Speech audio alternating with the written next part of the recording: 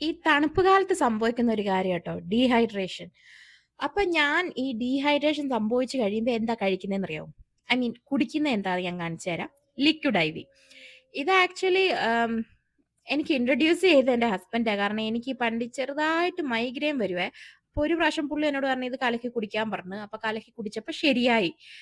കുറച്ച് നേരം കൊണ്ട് അത് അപ്പം ഈ ഡീഹൈഡ്രേഷൻ കൊണ്ട് തലവേദന വന്നതായിരിക്കും അന്നും. അപ്പൊ ഇതാണെങ്കി ഇങ്ങനെ നമ്മള് വെള്ളത്തിൽ ഈ ടാങ്ക് ഒക്കെ കലക്കത്തില്ലേ, അതുപോലെ ഒരു കുപ്പിയില് കലക്കിയാ മതി. അപ്പൊ ഇത് നമ്മള് 1 കുപ്പി വെള്ളം കുടിക്കുമ്പം 4 കുപ്പി വെള്ളം കുടിക്കുന്നതിന്റെ തുല്യവാ. അപ്പം നല്ലതുവാ. ഇപ്പം പക്ഷെ ഇത് എന്നും കുടിക്കുന്നത് നല്ലതല്ല ട്ടോ. അതായത് നമുക്കിപ്പോ വൊമിറ്റിംഗ് അല്ലെങ്കിൽ ഡയേറിയ അല്ലെങ്കിൽ അസുഖം വന്നിട്ട് വെള്ളം കുടിക്കേണ്ട ഒരു അവസ്ഥ വരുമ്പോഴൊക്കെ കുടിക്കുന്നത് വളരെ നല്ലതാ. ഇന്ന് എനിക്ക് അതുകൊണ്ട് ചെറിയൊരു ഡീഹൈഡ്രേഷൻ സംഭവിച്ചു. അതുകൊണ്ട് ഞാൻ കുടിച്ചപ്പോ നിങ്ങളെയും കൂടെ കാണിക്കാന്ന് വിചാരിച്ചു. ഞാൻ പറഞ്ഞല്ലോ ഇതെന്നും കുടിക്കുന്നത് നല്ലതല്ല. നമുക്ക് ഡീഹൈഡ്രേഷൻ സംഭവിക്കുമ്പോൾ മാത്രം കുടിക്കുന്നത് നല്ലതാ. അങ്ങനെ ഞാൻ ഇന്ന് കുടിച്ചപ്പം നിങ്ങളെ കാണിച്ചെന്നേ ഉള്ളൂ ട്ടോ. അപ്പൊ എന്റെ വീഡിയോ ഇഷ്ടപ്പെട്ടെങ്കിൽ സബ്സ്ക്രൈബ്. ബൈ.